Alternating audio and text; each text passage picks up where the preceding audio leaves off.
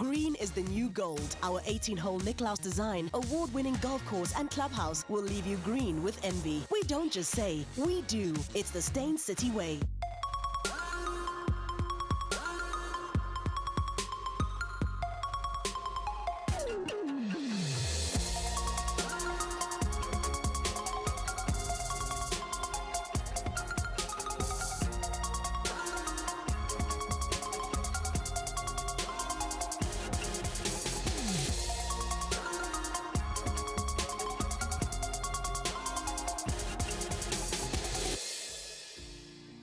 Good afternoon and welcome to another exciting episode of Real Talk. So at the tender age of 8, my guest today witnessed what she interpreted as her first experience of black defiance of the apartheid system. Years later, she became part of the student movements and has since been involved in the political battlefield, leading her to forming the political party Agang in 2013.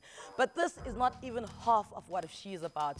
Mamphela Ramphele is a doctor by profession, and adding to these many accolades and posts she has held throughout her life, she was also one of the first South African to hold a position at the World Bank, where she was one of the 4 managing directors in the year 2000. To add to that, she's a thought-provoking author, and today she will not only take us on a whirlwind journey of her life, but she will give us a bit more insight on her latest book, Dreams, Betrayal and Hope, which was released this Feb. Now, I have it on good authority from people on social media and Twitter and Facebook that they cooked early, because they usually cook around this time. They said, who is on? They're like, okay. Then they cooked early because by now they want to be sitting on their couches with their musho and their boiled potato on their laps so that they can watch you in all your fabulosity. So you understand, the entire country is like, yeah. Well, thank you, Anele. You are a great praise singer. I am, right? I should walk in front of you wherever you go. Of course. Just like rhyming lyrical. I'll be like, well done, 2000. Do you know what I'm saying? So from the Great North, which is what it was called long ago. Absolutely. From the Great North to right here. Every time I watch you, I feel like I can never imagine a time you weren't poised, right? When you were young, were you 8 going on 30 years old? No, when I was young, I was really small and insignificant.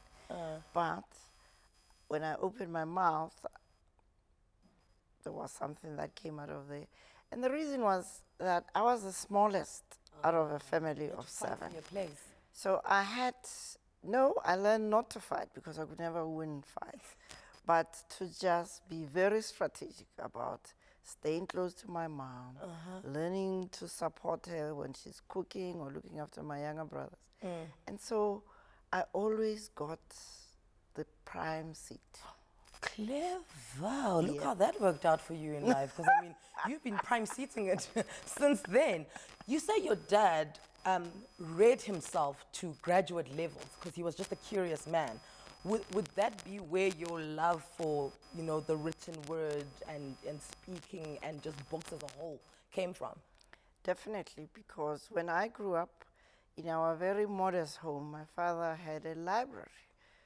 A little cupboard with all the books of the classics and encyclopedias, but he was also a poet. And wherever you went into his room to take him tea or something, he's either lying on his back reading or asleep with a book on his pillow. So I also got infected by this love for books. So from a very young age, when I couldn't even understand what I was reading, I'd be sitting there with this big book on the floor next to the cupboard. And so that's how it happened.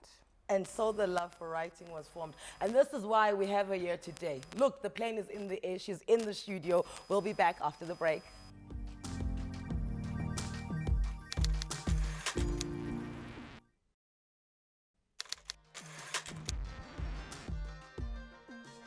And if you've just joined us right here on SABC3 Real Talk with Anele, what an astounding guest we have, Dr. Mamphela Ramphele. Now, you have missed a little bit, but not that much. So welcome, step into our office here.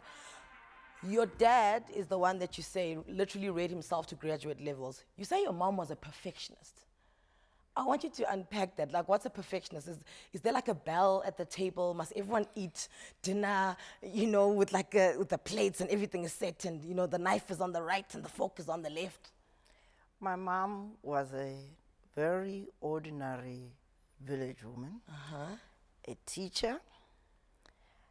Her perfectionism was in the quality of her housekeeping, her cooking, her baking, the laundry, which she also did, and still a great teacher.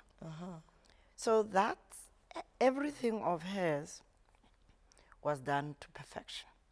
We used to eat with our hands when we grew up. There was no knife and fork and stuff like that. Only occasionally when my father had visitors would they set the table there for them. But we were very happy to eat like decent African children with our hands. You know, when you said laundry, immediately the smell that hit me.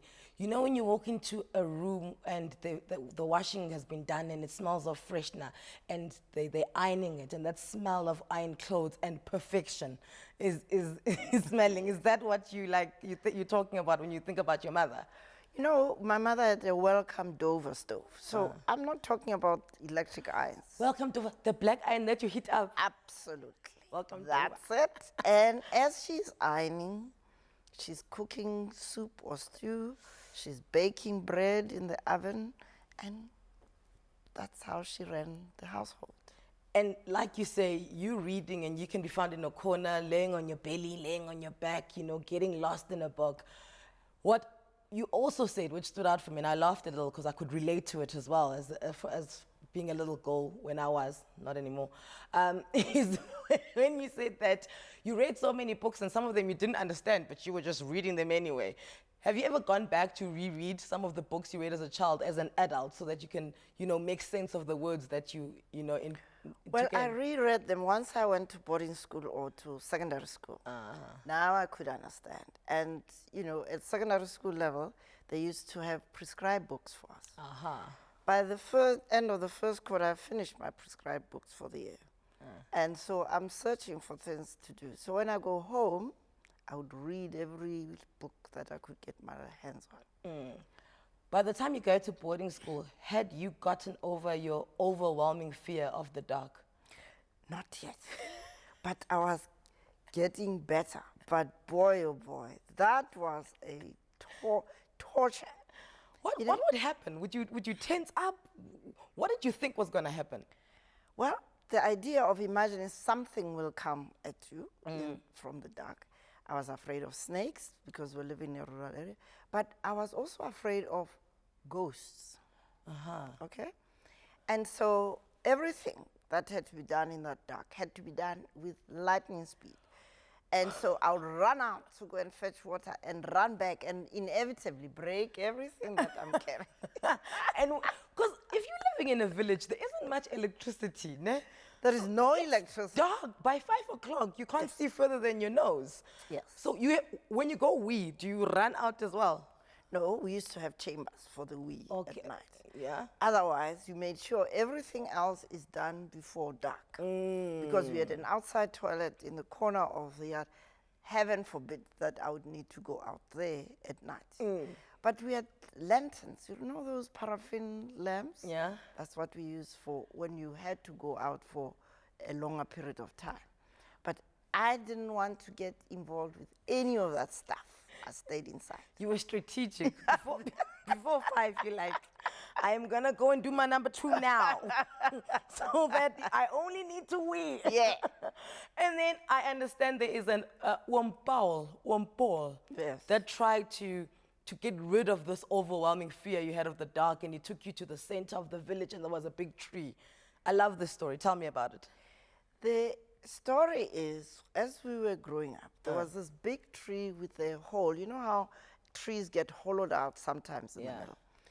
And this fear of ghosts was associated with a story that the ghosts actually, that hole is because it's where they congregate. Oh, it's the And so chambers. I avoided that part of the village.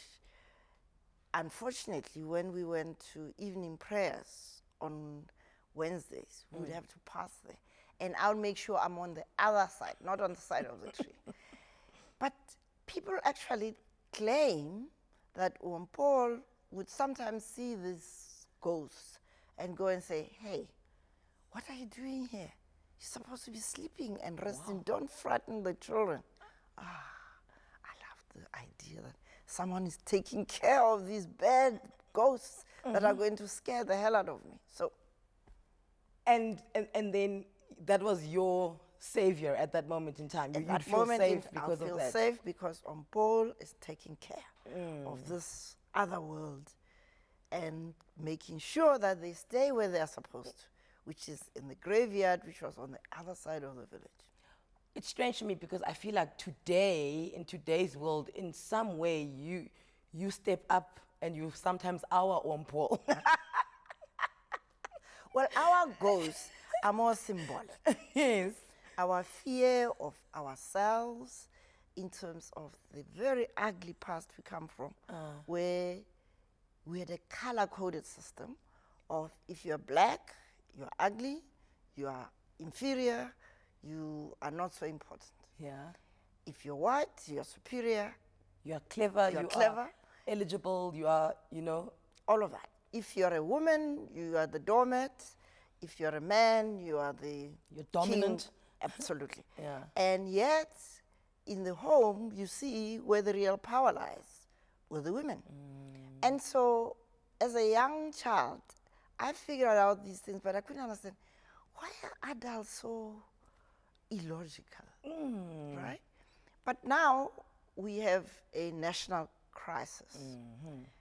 We've got a constitutional democracy that says we are non-racial, non-sexist, egalitarian, but those But ghosts, our reality is our the ghost. reality is that the ghosts of apartheid have come into the post-1994 period, and we are afraid to talk about them because we are ashamed of acknowledging that, in fact, there was a time when we believed as black people that we're inferior. There was a time where white people believed that they are superior. Unfortunately, over the last few months, it's not just they believed, they believe They believe. today. Yeah. And so you realize that if you do not talk about your ghosts, acknowledge them, and put ask- them to rest. Like Paul, Yes. be like, Ghost, why are you here? Exactly. Let me walk you to where you're supposed to be. Yeah. Yeah. And unfortunately, we didn't do that work Yeah. of getting the ghosts to understand time up. So when do the inequalities of South Africa become glaring to you? Because it didn't happen in 1994. It didn't happen in 1990, when the talks were happening. It didn't happen in 1989 when you said, even Mr. Nelson Mandela asked to move to a cell by himself so he could continue the negotiations. When did they become glaring to you? Because you'd said that although we were poor, we were never hungry. So obviously you're living in a bubble where everything's fine, besides the ghost in the tree, Yes. When does it happen when you're like, I'm man?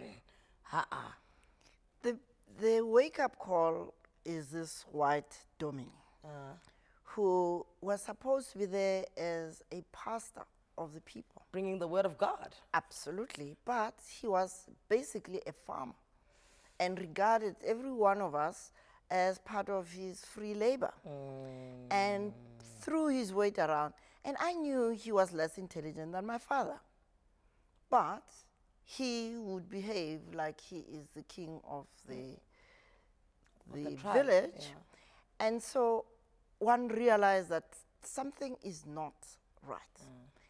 But when I finished secondary school and I wanted to go to do my matric because I decided that I wanted to be a doctor, this guy, this white dominee said, "What? You, black woman, Doctor? wanting to be a doctor? My own daughter could not make it. She's just a nurse. Who do you think you are to be able to do that? And, by the way, your dad is dying." Did he say that? Absolutely. How does he know your dad is dying? Because at that time, my father had cancer of the esophagus, and I didn't know. I just knew he was ill, and he would be in and out of hospital. Obviously, He knows. he knew the diagnosis, but what a way of telling a child about their parents. What's the correlation though? Where, I mean, if you want to be a doctor and your dad dying, was was he just making sure that your dreams are like stomped into the ground? No, the correlation is that who's going to pay for you to go and finish your studies? Okay. So I looked at this guy and I said in my heart of hearts, I'm going to show this character.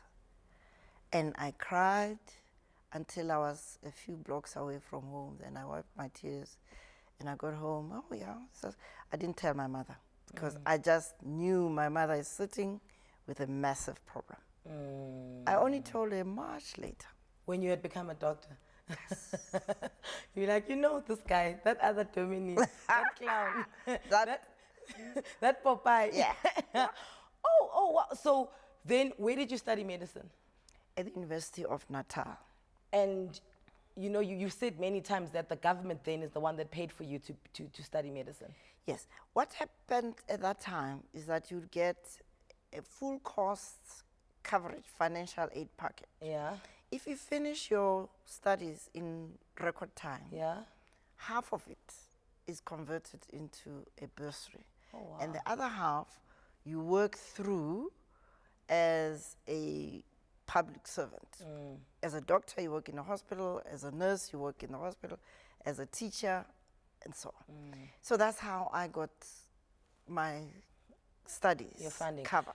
And I'm so glad we're touching on that now, because in your book you do cover the whole fees must fall thing, and it was just such a nice, you know, way to thread it in. We're gonna take a quick ad break. When we come back, I want, because you said something very powerful in your book, where even I was like, yo, okay, all right, we're dealing with a doctor here. We'll be right back with more of this.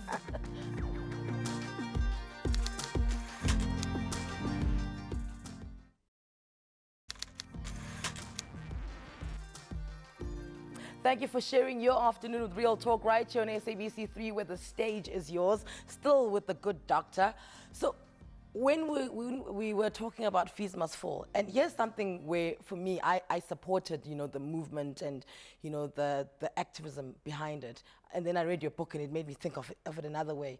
Is, I mean, I've been in varsity where even if you get a bursary, it's just not enough, because where you buying your lotion, who's buying your sanitary towels, who's giving you pocket money, you know, there's just extra things that you need that sometimes bursaries don't understand. And you would watch children from less privileged homes struggle, you know, and for me to be making ends meet and studying at the same time, it's just, it's a step down, you know, for most, and other people just enjoy that step up that they already have. And then in your book, you say that you asked the student leaders of Fees Must Fall that, okay, if fees must fall, what must rise? Have you ever received those answers? Absolutely not. Not yet. Let's put it Not that way. yet. So the question's still out. I am a great supporter Yes. of youth activism, having been one myself. Yeah.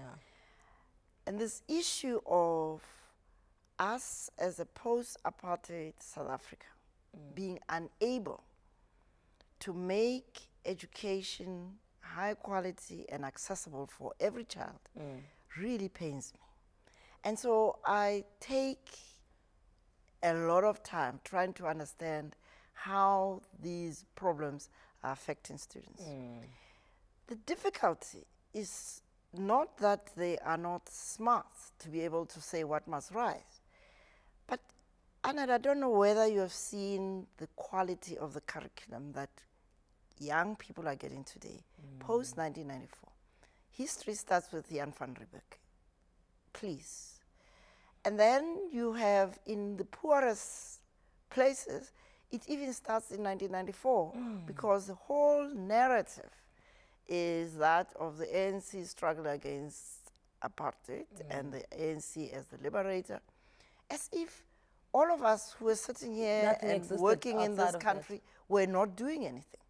So young people grew up without understanding the mass democratic movement and the achievements of people who were struggling against a very evil system. So there's many complexities that are not reported on. So you cite someone like Malcolm X and Frantz Fanon, am I right? Yes. And as people who were your guiding light when you decided to become a student activist. But I mean, there's no internet then. You know, all you have is books. How is their word reaching you? Well, this is exactly the advantage young people have. They're always very innovative. In our group was a young man called Charles Sibis, whose parents were teachers at the University of Zululand and the University of Natal. So they had access to the library. So he used to make sure that he got all the books borrowed through his parents for us to share and read and circulate. So we were very well informed. So we were inspired by the worldwide student movement of 1968, and then subsequently the Black Power movement, Yes. and the Malcolm X's of this day, Yeah. the Martin Luther Kings of this day. So we're able to understand how other people who were living in very oppressive systems were coping with them. With Frantz Fanon, we got to him when we really got to realize that the most important liberation is freeing your mind from being dictated to by other people. You must remember that when we were at the University of Natal, it was at the height of apartheid. We were in the University of Natal non-European Yes. section, which meant in Africa, you have universities for Europeans. Yes. So the non-Europeans are the indigenous people of this Yeah. country. They must go to a little section, which with a residence that was near an oil refinery, which means we were living in the midst of pollution. Yeah, fumes. And the European section was up on the hill. Like a golf course. Thank you. So when we got to realize that the first and important liberation is that of our minds, we looked at how can we call ourselves Non-European in non-European Africa. in Africa. And then why our names not African names? What about our culture? What about the wigs that we are wearing? What's wrong with our I'm hair? wearing a wig right now. I'm sorry. And so it was like peeling an onion. You got deeper and deeper into understanding how our minds are poisoned But here's by the what thing- other people think about you if you follow them. Okay, so here's the thing about being an activist is that I'm yet to meet an activist who's not an extremist. Ne? How do you get your medical degree and become doctor when you are so busy reading books, passing books, Malcolm X, Black consciousness movement? What's your balance like? What's your discipline? Well, a number of the people that were part of the movement dropped out because they were excluded. I had the good fortune of having learned to read very fast. And so I knew I needed to do the minimum amount of work to make sure I passed my degree in record time, because otherwise, how was I going to survive? But I also devoted enough time to the movement, and I was the leading light in terms of what we call the practical manifestations of Black consciousness. Okay. Going out into communities, doing vacation work in poor communities. So we would translate our understanding of how oppression works in the real world. Okay, into So layman's one terms. got to mix idealism with strategic interventions. And you had to manage your time smartly. And back in the Great North, is the family aware that you are half student, half activist? Partly. My mother, by that time, my father had died, and my mother was very grateful because in addition to the government financial package, Yeah. because I was a top student in matric, I got additional bursaries from the Jewish women of South Africa, from the Ernest Oppenheimer bursary. So I had change, which I was sending home. So I was a remitter. Okay. Yeah, so that gave me the permission to do other carry things. on. And she said, this girl is sensible, so I'm sure she knows what she's doing. And in terms of student life, because I feel like there's such a detachment between, you know, your generation and then my generation and then the younger generation. But there's similarities. I mean, as students, no one is balling, no one has lots of money. You know, I survived on 2-minute noodles in varsity. What was your guys' cheap meal? The one where you like, it's not a good month, I have no money, but we all need to eat. What are you guys eating? The good thing about our medical school is that they had full meals and very good meals. Breakfast, lunch, and supper. Doctors always get better treatment. Well, my dear, because we are being prepared to work hard, we are fed properly. So we didn't have to worry about food. The worry was, how are we going to buy that sheep sherry? Oh, yes. Because, you know, Friday come weekend, we've got to have a party. And a party has to have fuel. And that's where the difficulties were, because we had to contribute these little pennies to get our little, some wanted beer and we wanted the sherry. The sherry Yeah. warms you up. Absolutely. Do you know what? I think everyone at home is like, I never thought I'd live to see the day where Dr. Mamphela Ramphele says, a party needs fuel. We will be right back. You know you want to come back. You know. A party.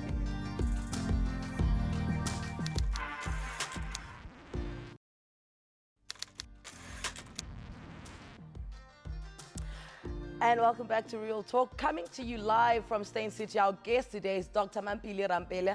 And now I want to delve into a life that we know about her. So when we think of you, there's two tags that always come up with you.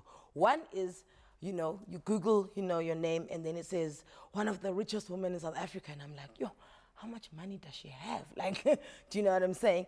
And another one is your work when it comes to the Black consciousness movement alongside Steve Biko. Where did you guys meet? And like the meeting of minds, how did that happen? Well, that's the circle of activists at the University of Natal. That's where we met. He was a medical student. He's one of those who dropped out because You spoke he about was him? more seriously focused on this movement has to be gotten off the ground. And as a student, he used to have to travel to other campuses to start new branches of the South African Student Organization in other branches. So really the chances of having time to study for him were minimum. But also, I don't think he was cut out to be a doctor. His love was to be a lawyer. But his mom said, hey, you're going to get into politics by being a lawyer? No, go to medical school. That's where you'll keep your head down. And of course, it didn't work. Okay, so she thought that being a lawyer would get me into trouble, which then ended up there anyway. Exactly. So he was destined for trouble. And when you look at, I mean, because you know that knowledge, when it comes to you and your children, how like pokey are you in terms of what they choose to do? No. We are in a different generation. Our children make their own decisions. You simply listen and you advise, but they make the decisions. Thank God. Right? I made my own decisions. So what right would I have to interfere with And my your decisions children? worked out for you. My decision worked out for me. And I know that young people have to be allowed to listen to the genius within themselves that points them in the direction they want to go. Your internal compass. And so my job is to be a support for this pilot that's flying this aeroplane that they've chosen. You're the first officer, not the captain. No. So this could be a bit difficult for you to reminisce, but who told you that he had passed away, Steve Biko? Well, that was a very traumatic I can imagine. episode because I was 4.5 months pregnant with my eldest son, and I had threatened miscarriage. I was in hospital. And so I was on strict bed rest to preserve this baby. And when the nursing sister comes to me and said, no, you've got to go to the phone. There is a phone call. I said, you telling me to get out of bed when you are supposed to be making sure I stay here? I said, no, this time you have to go. So I said, wow, I wonder what's going on. So the last thing on my mind was what I was going to be here. And when I get there, who do I find? One of the group of activists from King Williamstown, Tenjiwe Mtinso. She says, hey, Ntombi, of course. We used to play cat and mouse with the police. We're not supposed to be communicating as band people, but we did all the time. And so she said, well, are you sitting down? I said, yes, of course I'm sitting down. Then she just said, Steve is dead. Now that is like, did I hear properly? And at the same time, you're adult enough to know no one is going to say something like that unless it's true. Yeah. And yeah, that was awful. Do you have anybody with you at the hospital besides the nurses? Because I just... No, nobody. So you went through that alone? Yes, I went through that alone. And fortunately, an Irish priest who had got to know me when I got dumped in the community where he was a priest, when he heard the news, he drove straight to the hospital and came and sat at my bedside. Every day, when I wake up, he's sitting. When I fall asleep, he's sitting. I don't know when he ate. When he went to the loo, he ate the hospital food that was there. So God sent me that angel to sit and support me. And when your child was born, did it heal you a little? A lot. A lot? Yes. I can imagine. A lot. Because there was this child who looked so much like his dad, down to the fingernails. Incredible. But like, do you stop yourself from naming him Steve? No, we don't do that. He got his name the minute his father died and buried. A mutual friend of ours, who's now a retired bishop of the Order of Ethiopia. Yeah. In fact, he was with me yesterday at the formal book launch in Rosebank. Yeah. He called me and said, the name of that child is Khumelo. And I said, what does that mean? And then he explained to me. I said, okay. All right. That was it. And what's the biggest misconception about you and Steve? That you just want to be like, okay, I think you guys think this, but this is actually it. Well, I don't know that people knew that I got married to somebody else whilst I was madly in love with Steve. It happens all the time, Ma. Yes. Do you know how many people are married people they don't love? Absolutely. And then, of course, that marriage could not work. Of course. And then by the time I divorced, he had gotten married because he thought, well, she's gone. Yeah.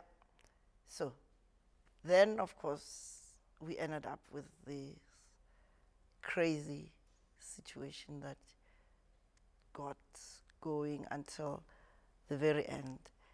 And the tragedy is that at the time he died, we had sorted ourselves out. We thought, okay, you are banned, but we'll be able to sort this out. He was divorcing, and so we're supposed to then get married, and I would have then had to be able to go back to King Williamstown.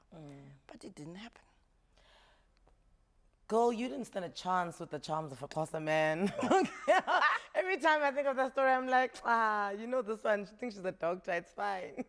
There's no science that can outdo this one. Will you ever write a book and like dedicate it to that life, to that love?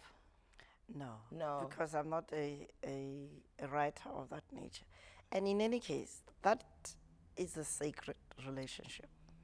So it's not something that I'm going to be flaunting out there. Yeah. I mean, you've told us enough. So listen, like you said yesterday, you launched this book, right? Yes. Dreams, Betrayal, and Hope. On the way, I'm going to dissect it like a school teacher. I'm going to be like your mom now, you know. We are going to dissect, we are going to dissect dreams, we are going to dissect betrayal, and we're going to dissect hope. Come back.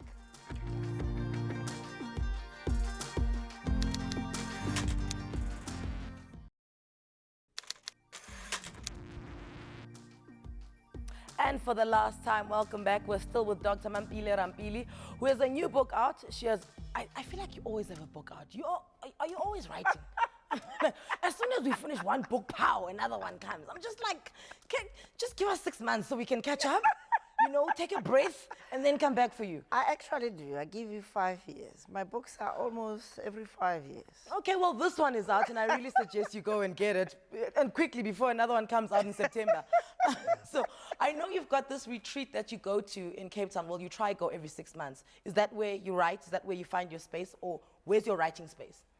My writing space doesn't come from, that one is for the healing of my soul. Oh, okay. So I can listen to myself and really cool down, calm down, and hear the voices inside. The writing comes from more external stimuli. Now, this book is born out of pain, but it is also born out of the undying dream that I embraced when I was a young medical student. And it comes also out of the passionate love I have for this country and the religious belief that we will build this into a great society. So that is your dream. Yep. Let's talk about your betrayal. And you can hit it any way. You can go in terms of what you feel betrayed you or who you feel you betrayed. I think as a nation, we betrayed ourselves. That's where we start.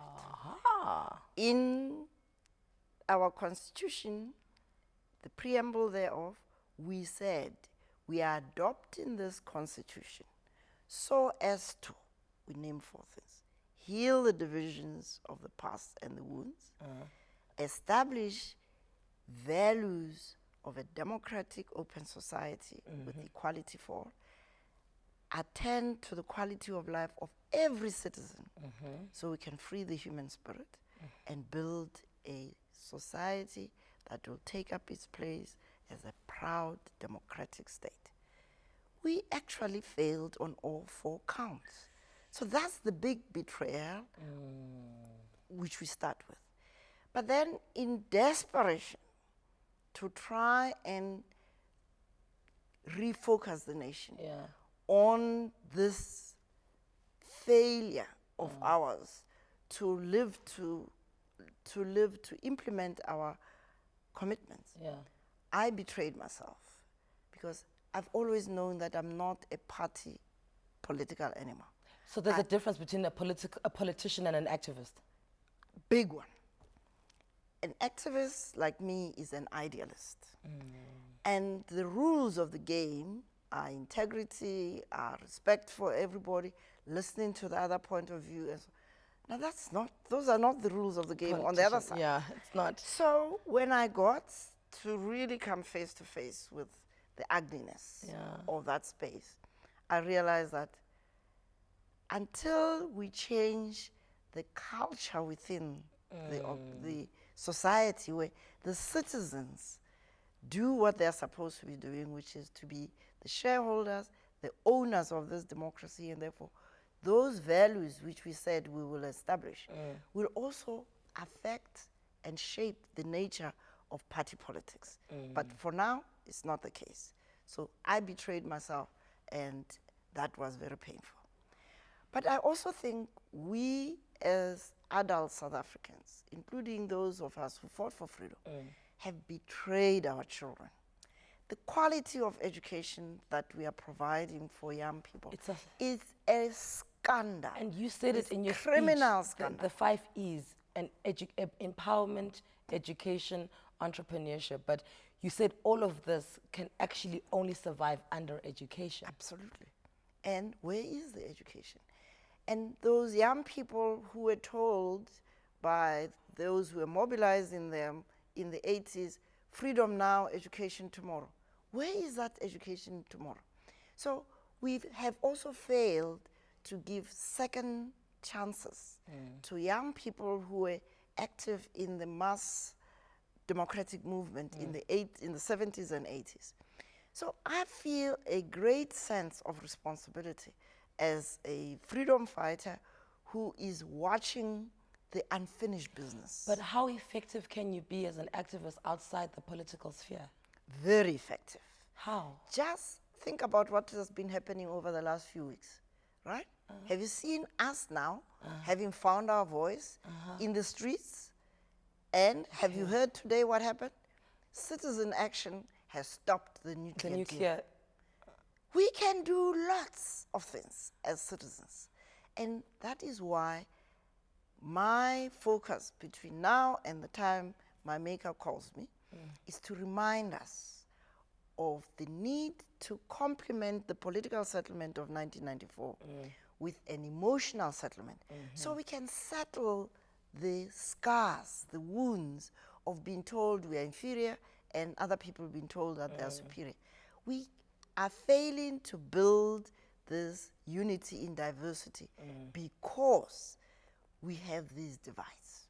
And we are failing to acknowledge the humiliation, the superiority, the privileges that have been allocated on a color-coded basis.